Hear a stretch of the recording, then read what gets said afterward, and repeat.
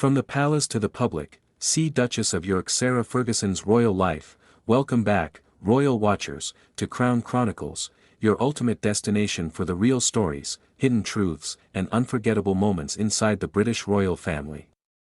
Crown, if you haven't already, make sure to subscribe and hit that notification bell, because today we're taking you on an extraordinary journey, one filled with glamour, heartbreak, scandal, and redemption.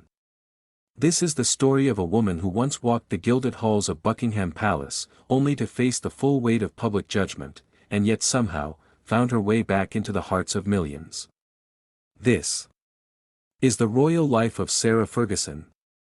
The Duchess of York. When Sarah Ferguson first burst onto the royal scene in the mid-1980s, she was unlike anyone the monarchy had ever seen.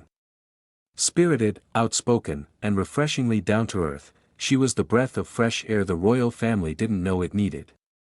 The press adored her fiery red hair and bubbly personality. She laughed loudly, hugged openly, and wasn't afraid to be human, qualities that made her instantly relatable to the British public, born into aristocracy but raised with the mischievous energy of someone who never quite fit the mold. Young Sarah spent her early years in the English countryside. She loved horses, adventure, and a good laugh, but little did she know that her life was about to take a royal turn that would change everything. In 1985, fate intervened. Sarah, a close friend of Princess Diana since childhood, attended a royal event where she was seated beside Prince Andrew, Queen Elizabeth II's second son. Sparks flew immediately. Their shared sense of humor, easy chemistry, and mutual love for fun made them a perfect match. Within a year, the world was watching as Sarah Margaret Ferguson walked down the aisle at Westminster Abbey in a gown fit for a fairy tale, officially becoming Her Royal Highness, the Duchess of York. It seemed like a happily ever after, but palace life is never as simple as it seems. Behind the grand titles and dazzling tiaras lay a world of strict expectations, rigid traditions, and constant public scrutiny. Sarah, with her natural warmth and outgoing nature, often clashed with the formality of royal life. While the public loved her for her humor and candor, the royal establishment sometimes found her unpredictable, even troublesome. Still, in the early years, the Duke and Duchess of York were the darlings of the monarchy. Their energy and relatability brought a youthful spark to the royal family. In 1988, they welcomed Princess Beatrice, and 2 years later, Princess Eugenie, two daughters who would become Sarah's pride, joy, and ultimate source of strength. But as the cameras flashed and the headlines multiplied, cracks began to appear in the fairy tale marriage. Prince Andrew's naval career often kept him away for months at a time, leaving Sarah alone to face the press, a press that was increasingly unforgiving. The tabloids loved to label her Duchess of Pork, mocking her weight and fashion choices, and sensationalizing every move she made. The strain took its toll. By 1992, the marriage had hit breaking point.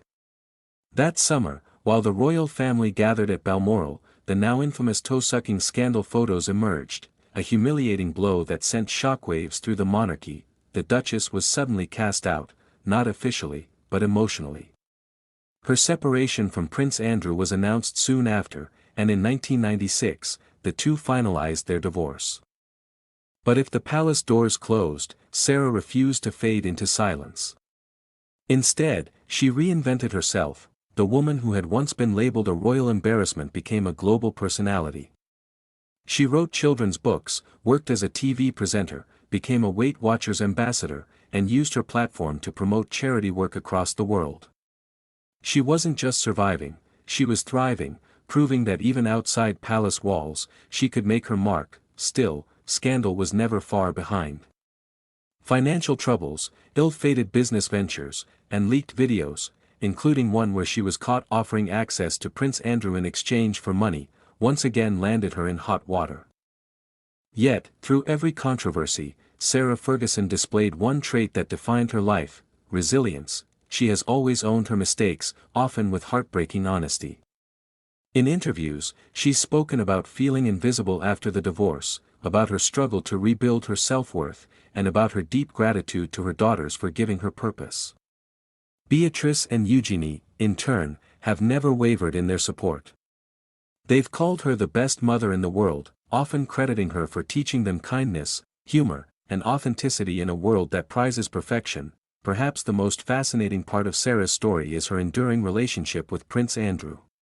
Despite their divorce, the two have remained extraordinarily close, living together for years at Royal Lodge in Windsor, raising their daughters side by side, and continuing to attend family events together. It's a relationship that has puzzled and fascinated royal watchers alike. "We're divorced to each other, not from each other," Sarah once said, hinting at a connection that goes beyond romance, one built on friendship, loyalty, and shared history. In recent years, Sarah has slowly found her way back into the royal fold. She was a guest at Prince Harry and Meghan Markle's 2018 wedding, a sign of her gradual rehabilitation within royal circles. And when Queen Elizabeth II passed away in 2022, it was revealed that Sarah and Andrew would take in the late Queen's beloved corgis, Muick and Sandy, as a touching sign of trust and reconciliation. Her evolution from royal rebel to redemptive figure is a testament to her strength. She's not perfect, far from it, but that's precisely why the public has never stopped caring about her. Sarah Ferguson represents something very human within the monarchy, the struggle to be oneself in a world that demands flawlessness. Today, the Duchess continues her philanthropic work and writes best-selling novels, using her platform to inspire others through honesty and humor. In interviews, she often reflects on how she's finally learned to accept herself, not as a duchess or a public figure, but as Sarah, a mother, a survivor, and a woman who refused to give up. From the glittering halls of Buckingham Palace to the unfiltered glare of public life, Sarah Ferguson's journey is one of the most dramatic and inspiring stories in modern royal history. She has stumbled, fallen, and risen again, proving that even outside the palace, you can still wear your crown with pride. So, what do you think, royal watchers? Is Sarah Ferguson the ultimate royal survivor, or a reminder of how fame and monarchy can never truly mix? Let us know your thoughts in the comments below, and if you enjoyed this story, don't forget to subscribe to Crown Chronicles for more royal exclusives, emotional journeys, and inside stories from behind the palace gates. Because when it comes to Britain's most fascinating figures, no one embodies the triumphs and trials of royal life quite like the Duchess of York, Sarah Ferguson.